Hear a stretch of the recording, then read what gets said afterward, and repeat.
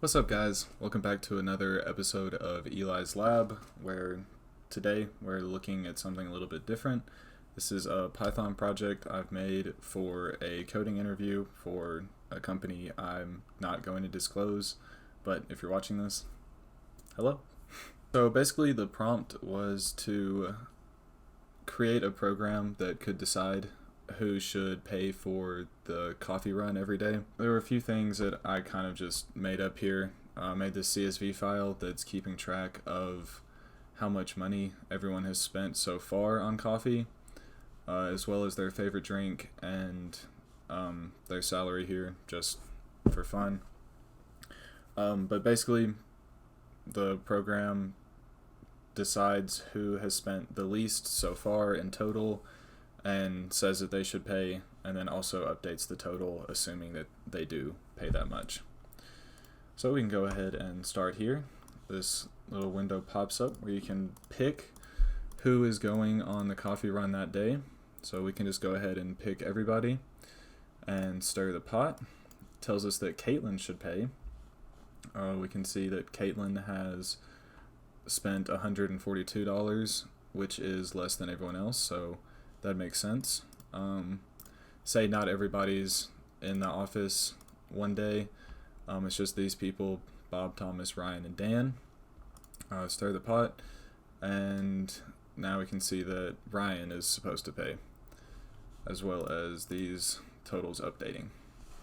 So diving into the code a little bit more here, a lot of this is just kind of creating the UI. Most importantly is this button callback that actually does the stuff whenever you hit the button. That's all of this pandas data frame stuff going on here, where we're getting the minimum of all the employees that are selected. We're getting the minimum dollars spent and finding the row where that employee exists, returning the name into this selected employee value here. That's what gets written to the text box. And then we also have to get the total cost of the coffee in this other function here, some coffee order. So I just hard-coded the coffee prices here. You could imagine this coming from some company API or another CSV file, however that data might be organized. Then we get everyone's favorite drink, so we actually have the coffee that we're ordering.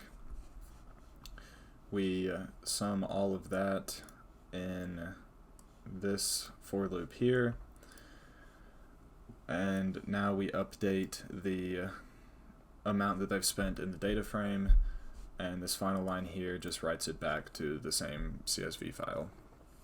So it's pretty simple.